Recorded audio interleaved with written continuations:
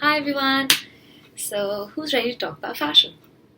Okay, so let's start with everyone. Close your eyes and think about your closet.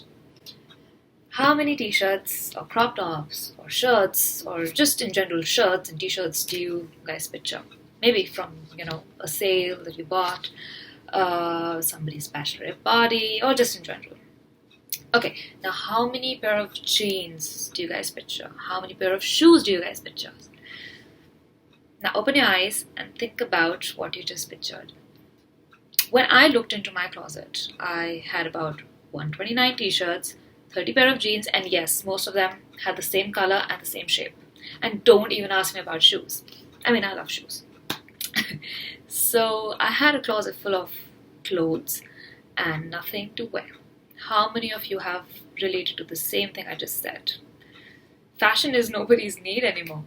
You buy because you want to go out wearing something different every time.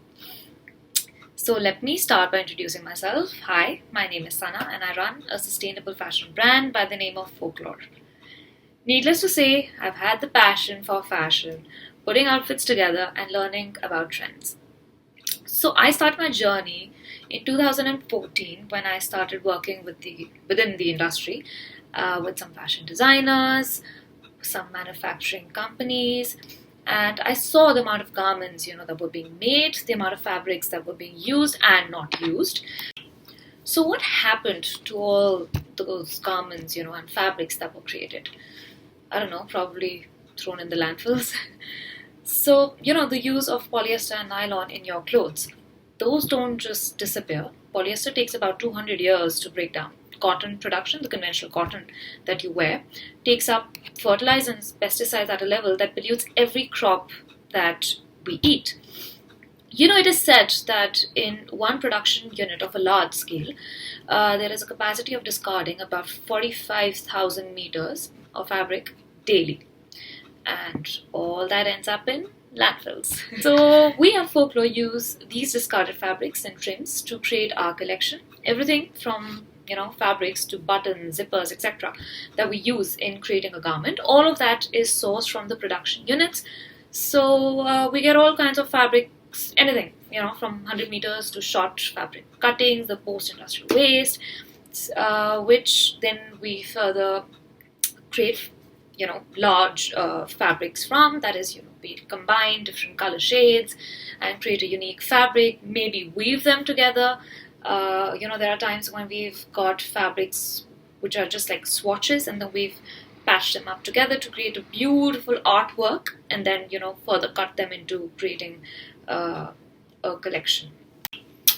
There's a lot of mixing, matching, embroidery, it's hand embroidery, machine embroidery, hand weaves that we do and we have to develop to be able to use all these fabrics to create a premium product out of it.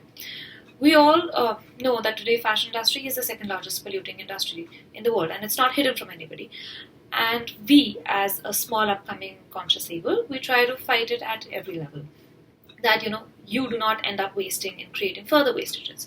So whatever is left over is divided into what we call a scrap story, like what you will call a color story. And the fabrics are divided according to the colors and shades.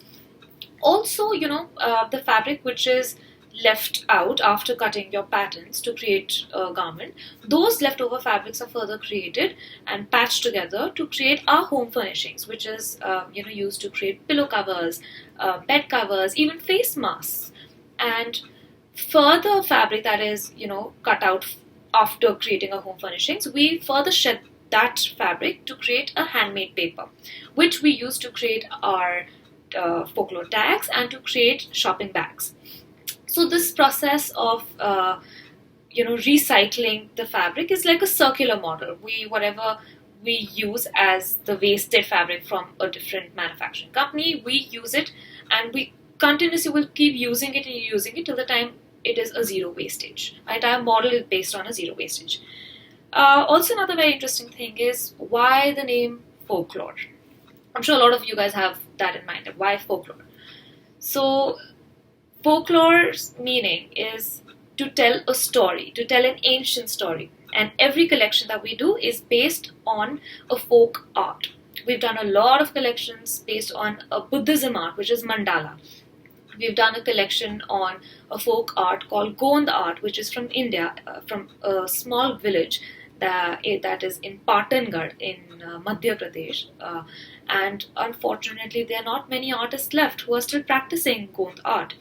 And I traveled, to the village, and I met with the artisans, and I got them to come to our unit and create the art onto our fabrics, and it was beautiful to see them. How we can mix fashion and art together, and that's how folklore came into existence. And and folklore is always looking forward, to how we can revive folk art from all over the world. We've done a collection even on Polish art. So it's always very interesting as to what next art form that we can, work on.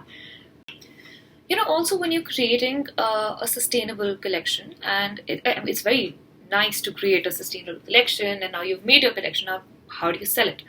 So folklore started with exhibitions, and we traveled all over the world, to Dubai, to Hong Kong, to Singapore, London, Canada, USA, everywhere we held exhibitions, and we interacted with direct interaction with customers. But I noticed one thing, that a lot of customers would come up to me. They'll be like, oh, that's very nice. It's sustainable, and it's amazing. But honestly, I just really want to look pretty. So I mean, yeah, we get that, but So I thought, okay, yeah, I totally get that. So why not have sustainable fashion look pretty? A lot of people do relate sustainability to be very boring, which is not true. I mean, it can still be fun, it can still be exciting, it can still be bold and beautiful. So that's what we thought. We're not going to make you feel boring while you're wearing our clothes. You will feel excited, you will feel happy. And it is for the people who want a change and still want to look pretty. So yeah, that's not going to change. So folklore has faced a lot of challenges, and now that the pandemic came, and we did face a lot of challenges because we could not do exhibitions anymore. So we came up with an online website, and we're still working on it because it's new. And social media. Now, I'll be honest, I'm not that good with social media, so I'm really struggling with that presently. But all said and done, I'm glad that Humber has decided to talk about folklore with everybody, and I'm very excited to see what new ideas I get from everyone and what you all have to say about folklore. I would love to hear new ideas every time. Anything out of the box, I'm all open for it.